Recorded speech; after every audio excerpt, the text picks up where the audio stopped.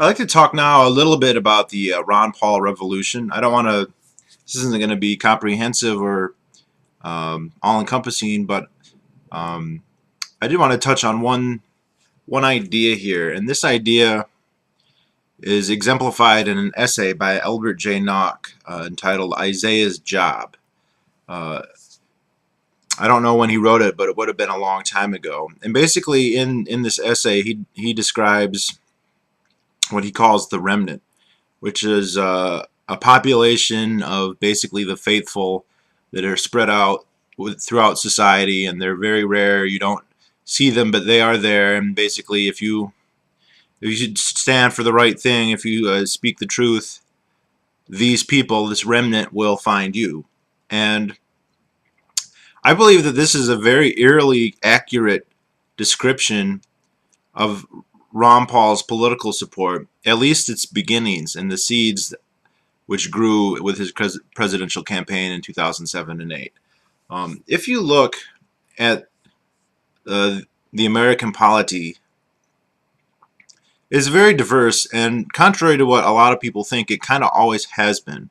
There was never this idyllic past where all Americans were libertarians, or all Americans were conservatives, or all Americans were constitutionalists, or anything like that. We might argue about the proportions of society that adhered to certain ideals, although that's extremely hard to gauge. I remember looking at a map of the country that showed which areas favored the Federalists and which areas favored the Anti-Federalists. And interestingly enough, according to the map, it seems that Anti-Federalism was more popular than Federalism, although it was pretty close to 50-50. Which is interesting because obviously the Federalists were the ones who won and not the Anti-Federalists. But suffice to say, there's always been at least some Americans who have been truly interested in and committed to liberty. And I don't think that population ever died out or went away, but I think what did happen is that they became eventually completely politically disenfranchised. So if we were to go back, I'm not one to look at the Founding Fathers as a homogenous group. Definitely there are big differences between some of them. Some of them were really horrible and some of them were pretty good. But what you can say is if you were a libertarian, if you believed in liberty, you would at least probably have somebody in Washington that you could have pointed to and said, yes, I agree with him. Like Jefferson, perhaps. And all through the 19th century and the beginning of the 20th century, this was the case. Now, it's probably not ever the case the political representation was a majority or that powerful. It probably was a significant swing vote some of the times, and also didn't conform to any particular party. So at some points the early Democrats, at some point the Whigs, at some point some of the Republicans, and of course the Republicans and the Democrats have have switched positions a couple of times. And if you were in favor of classical liberalism, you would have had to have switched your allegiance if you lived long enough a couple times. But I think what's significant is that by the end of World War II, or its immediate aftermath, Americans who favored true classical liberalism or libertarianism became politically almost completely disenfranchised. We could debate about this, but you're probably talking about maybe one or two people in Congress, and then probably none. I mean, you might have the Tafts and maybe Barry Goldwater, but then they're not even in Congress, past the 50s or 60s. And you have a period where neither party's platforms, or at least as their policies as enacted, could be considered appropriate by the remnant in American society. And this is really clear. I think the last straw here was when the Republicans embraced the Cold War and the warfare state, which is, of course, is a famous debate that happened after World War II. There were those members of the so-called old right who said, well, the war is over. It's time to undo the New Deal and get back to, a 19th century size government. And then there was another wing of the Republican Party that said that's a good idea, but the Soviet Union is evil, so we need big government to fight the Soviet Union, which is kind of an interesting. It kind of defeats the purpose. To become what you would want to avoid doesn't make any sense. But in any event, this debate raged, and eventually, at least in terms of political maneuvering and influence within politics, the big government war Republicans won. And basically, they exiled, figuratively, if not literally, those elements of the old right that were committed to minarchism. If you look like the John Birch Society, for instance, a fairly large, well-funded organization, was basically completely, and I don't agree with them on everything, but they were good on this issue. They were basically exile, as were lots of intellectuals, the likes of Murray Rothbard, Mises, a whole bunch were basically thrown into the wilderness. And for all these people, they didn't go away. They didn't all die. They didn't lose their ideology, and this ideology didn't die either, because the writings, I mean, anybody who reads the Constitution is confronted with, and by the way, I don't believe the Constitution is some infallible document. I have a lot of problems with it. But anybody who reads it is confronted with the fact that the government that is described in that document is wholly different than the one that we have today. Completely. And I remember when I first started, really reading it, when maybe I was 12, I was like, this doesn't sound like what we have today at all. And I wasn't coming from it sounds really great. I was just like, wow, this is supposedly the law of the government, and yet look, it doesn't seem like the two have any relation to each other. And I just always assumed that, when I was in school, I'd learn, how where all the aberrations came from, and I was sure that there would be a good reason for it, and there is a good reason, well, as in a good explanation, but not in terms of it's good that it happened. But in any event,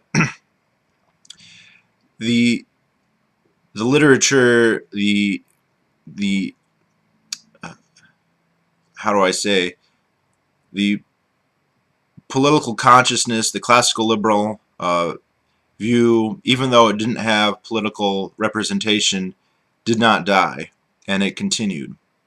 And this is where Ron Paul comes in. Ron Paul comes in, and he's elected in the late 70s, and he serves through most of the 80s, and then he kind of leaves, and he comes back in the late 90s. What he was he was the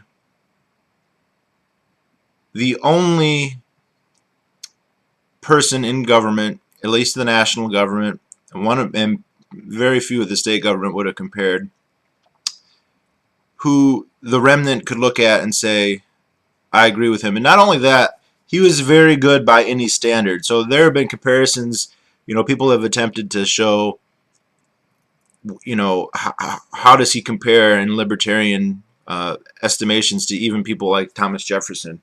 And depending on the rubrics you use, he can compare very favorably to even the founding fathers. I mean, because he has something they didn't have. He has exposure and understanding of Austrian economics and the insights that gives into a classically liberal society.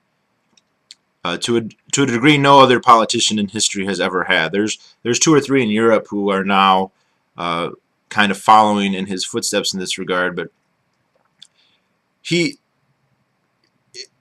it might have been possible prior to Ron Paul to point to some politician who maybe in their rhetoric was okay, but only in a lukewarm, unsatisfactory sense, and only in their rhetoric. And if you looked at how they voted, it was likely that it was an extremely mixed bag. And then you have this guy who passes almost any libertarian purity test, not always 100%, but I mean, just if he's not 24 karat, he's 22 karat, and 22 karat is pretty good.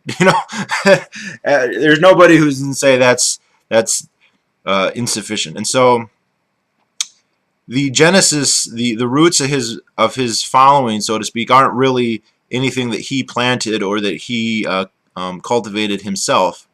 It's the fact that he was the only person they could turn to. So when I first heard about him back in 2002, 2003, it was from an arch conservative, a super paleo conservative, or he called himself a true conservative guy who he had his own TV show on a local,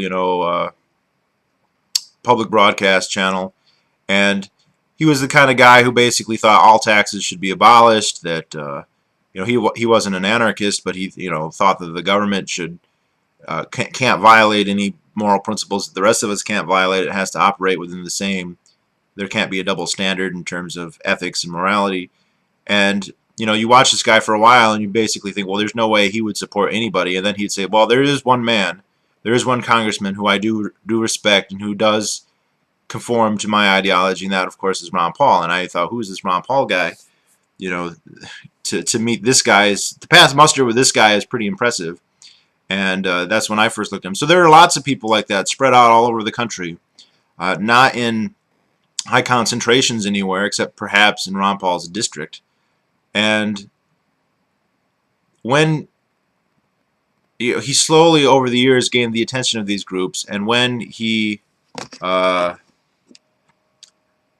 with the advent of the internet and when he ran for president, all these various groups kind of came together in support of him, and so he had this this seed, this beginning of support that